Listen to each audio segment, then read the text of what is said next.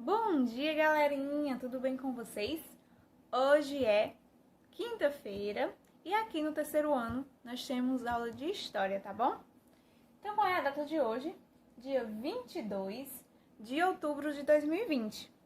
Nós vamos começar a nossa aula fazendo a leitura desse texto que tem na página 9 do livro de vocês, do volume 4, chamado Terras Indígenas, que é da seção Saiba Mais, tá bom? Vamos lá. Terras indígenas. A maioria dos grupos indígenas vivem em terras indígenas. Essas terras são fundamentais para a sobrevivência e a preservação da língua, dos costumes e das tradições indígenas. No entanto, apesar de existirem leis para proteger as terras e o modo de viver dos indígenas, os direitos desses grupos são constantemente ameaçados. Existem garimpeiros, donos de madeireiras e fazendeiros que invadem os territórios e desmatam terras indígenas para explorar minérios, madeira ou utilizá-las na agricultura e pecuária. Agricultura é o quê? Para fazer plantação. Pecuária é o quê? Para criação de gado, tá bom? Explorar minérios é o quê? Procurar ouro, procurar prata, qualquer tipo de metal precioso, tá bom? E madeireira é o quê? Para retirar madeira. Então, eles desmatam, derrubam as florestas para tirar madeira. A construção de hidrelétricas, ou seja, aquelas barragens que barram a água de um rio para depois construir uma usina que produz a energia elétrica, que é essa que chega na casa da gente. E de outros empreendimentos nessas regiões também causam problemas ambientais e impactam o modo de vida dos indígenas.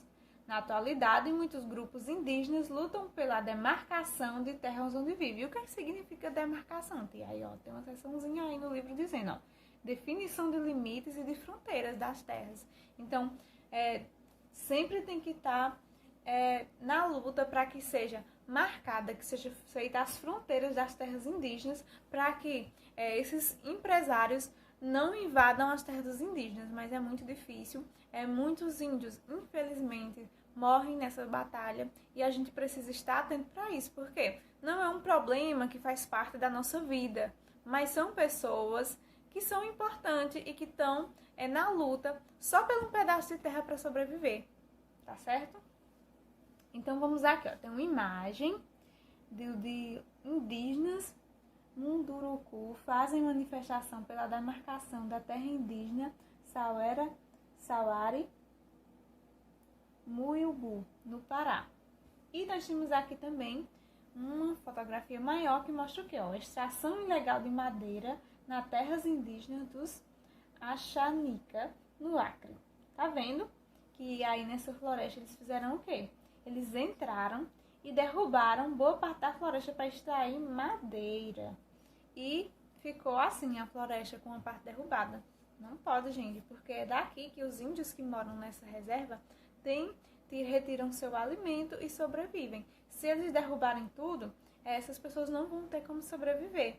Até porque os indígenas, eles não sabem viver na cidade e não sabem viver como a gente. Muitos deles têm uma cultura muito própria, têm uma linguagem muito própria e seria muito difícil essas pessoas saírem desse lugar e morar na cidade para procurar um emprego formal, por exemplo. Porque aqui eles fazem o quê? Eles fazem a pesca, eles caçam animais para se alimentar, de forma em harmonia com a natureza. Eles fazem plantações e se eles não puderem fazer isso, eles não vão conseguir se encaixar no mundo que a gente vive, né? Por exemplo, nas cidades, porque eles não vão saber trabalhar, tá bom? Se eles forem muito afastados da gente, porque aí depende.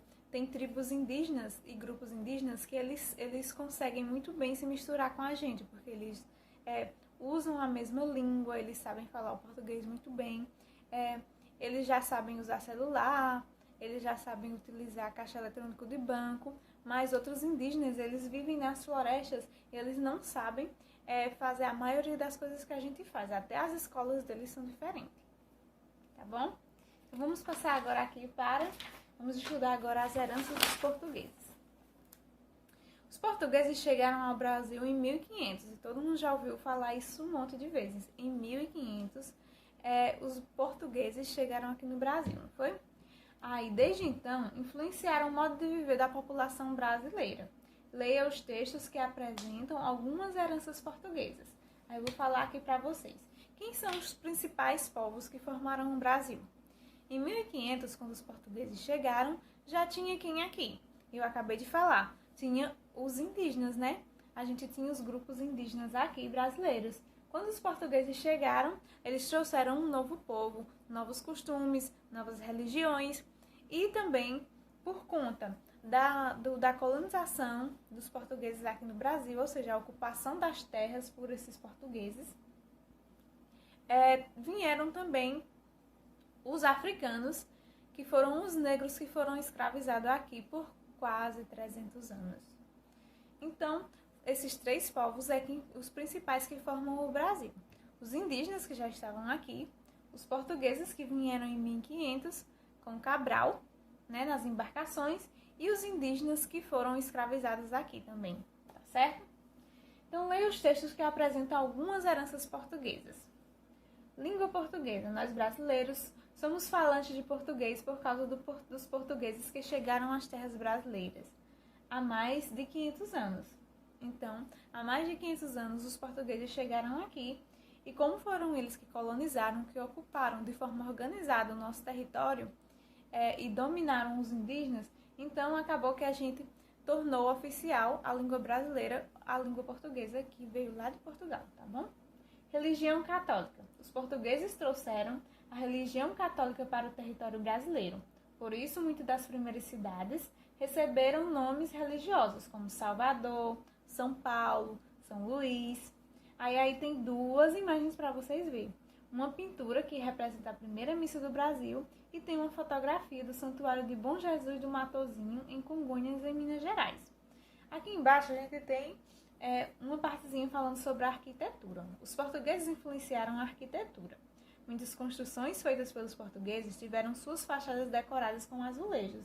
Então, nas cidades que a gente vê as fachadas das casas, as frentes das casas decoradas com azulejo, essas influências foram trazidas de onde? De Portugal, e os portugueses construíram casas aqui parecidas com as que tinha em Portugal.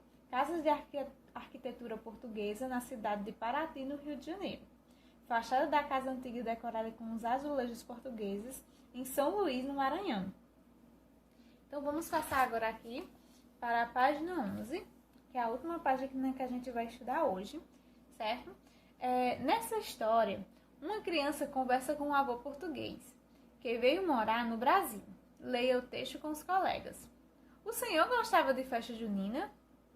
Assim como sua avó das novelas, eu abria a padaria e fazia alguns doces especiais para agradar o povo daqui.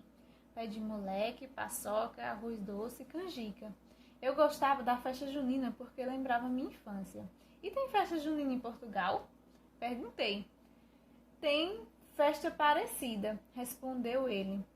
Barraquinhas na rua, desfile e procissões. A comida que eu mais gostava era a sardinha com pão. Aí, com base no texto, responda as questões. Como são as festas juninas comemoradas em sua cidade? Muito fácil, né? Então, na segunda questão, quais são as diferenças e semelhanças entre a festa junina de sua cidade e a que foi descrita no texto pelo avô português?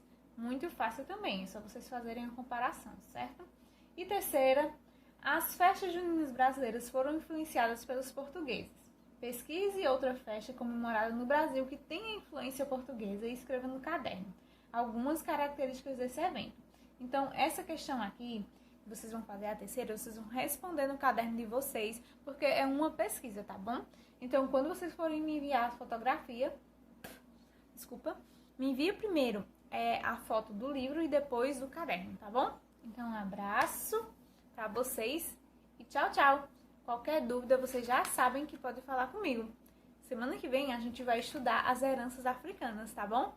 Então, que foram trazidas pra cá pelos negros que foram escravizados. Tchau, tchau pra vocês. Até amanhã com aula de religião.